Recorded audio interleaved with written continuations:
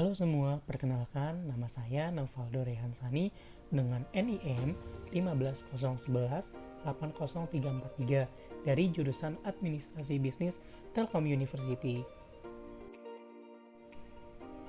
Di sini saya akan membahas beberapa hal tentang tata kelola perusahaan atau Good Corporate Governance. Nah, nggak perlu lama-lama lagi, silahkan menyaksikan. Pertama-tama, saya akan menjelaskan tentang pengukuran, permasalahan dalam implementasi, dan isu-isu dalam CSR. Pengukuran CSR dikemukakan oleh beberapa para ahli, salah satunya Preston dan Bannon. Mereka mengemukakan bahwa salah satu pengukuran CSR dapat dilakukan dengan mengukur setiap elemen individual CSP dan untuk mengukur semua elemen CSP kolektif.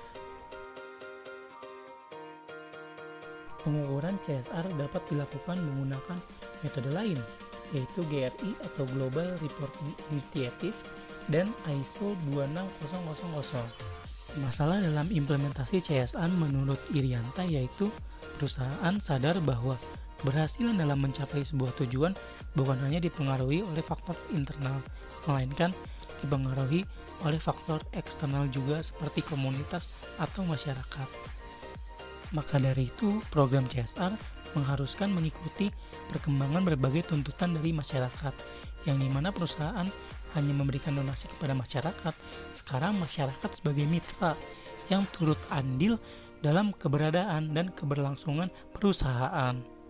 Ada berbagai macam-macam isu CSR, seperti dari kesukarelaan menjadi kewajiban, yang dimana ada undang-undang yang mengatur kewajiban CSR menurut UU Nomor 40 Tahun 2007 Pasal 74. Selanjutnya, ada biaya sosial menjadi investasi sosial, karena memberikan banyak manfaat yang jauh lebih tinggi dari sekedar nilai pengorbanan uang yang dikeluarkan untuk mendanai CSR tersebut. Selanjutnya ada ukuran perusahaan, yaitu semakin besarnya perusahaan, maka semakin besar juga tanggung jawab sosial yang dihadapinya. Dan masih banyak lagi isu-isu CSR yang lainnya. Selanjutnya, ada ide-ide dan pendapat mengenai Corporate Social Responsibility. Saat ini, belum ada konsensus tentang definisi CSR yang luas. Dalam berbagai kesempatan, pengertian CSR telah digunakan sebagai sinonim untuk etika bisnis. Itu juga dikaitkan dengan filantropi perusahaan dan terkait dengan kebijakan lingkungan. CSR telah berganti nama menjadi kinerja sosial perusahaan dan kewarganegaraan perusahaan. Tampaknya masih ada keseragaman dan konsistensi dalam penggunaan istilah CSR ini. Maka dari itu, definisi CSR yang tepat harus mencangkup terminologi umum yang memfasilitasi pemodelan budaya dan nilai organisasi untuk perilaku yang bertanggung jawab. Oleh karena itu, penting untuk memahami peran kepentingan dalam menyusun strategi kegiatan CSR, karena ada berbagai tuntutan pemangku kepentingan yang berbeda.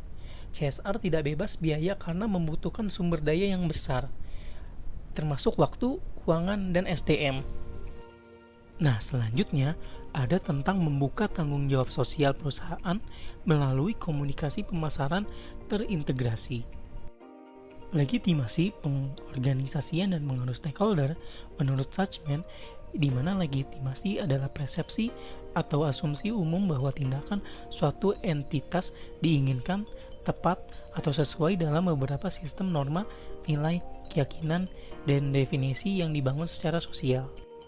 Menurut konseptualisasi ini, teori legitimasi menjelaskan perilaku organisasi dalam melaksanakan dan mengembangkan pengungkapan sosial dan lingkungan secara sukarela untuk memenuhi kontrak sosial atau izin untuk beroperasi. Menurut Du et al.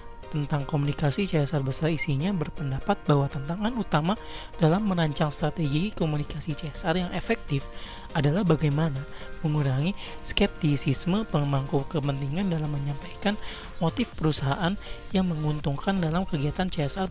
Mereka melanjutkan dengan mengatakan bahwa konsumen semakin memperhatikan segala sesuatu yang berkaitan dengan keselamatan dan kesehatan lingkungan. Menjaga lingkungan adalah kriteria yang akan semakin mereka pertimbangkan. Komunikasi CSR ada 3 macam, yaitu melalui media sosial, dan melalui situs web perusahaan. Selanjutnya, ada tanggung jawab sosial dan sustainable investing atau investasi berkesinambungan. Investasi yang bertanggung jawab secara sosial atau social responsible investing atau SRI adalah praktik memasukkan tujuan sosial dan lingkungan ke dalam keputusan investasi. Oleh karena itu, SRI adalah strategi yang mendorong praktik perusahaan yang mempromosikan tanggung jawab sosial dan inisiatif terpuji seperti investasi berdampak, advokasi pemegang saham, dan investasi komunitas. Alasan dibalik SRI adalah untuk mempertimbangkan keuntungan finansial serta investasi yang bertanggung jawab untuk pembangunan masyarakat. Tujuannya didasarkan pada masalah lingkungan, hak asasi manusia, keterlibatan masyarakat, dan hubungan kerja. Dalam penyaringan investasi yang bertanggung jawab, investor perlu memutuskan seberapa penting untuk menugaskan setiap jenis kegiatan yang bertanggung jawab. Mereka harus menilai perusahaan secara kuantitatif pada kriteria ini setelah memeriksa totalitas aktivitas bisnis mereka. Sekian bahasan tata kelola perusahaan. Mohon maaf bila ada kesalahan dari visual ataupun audio.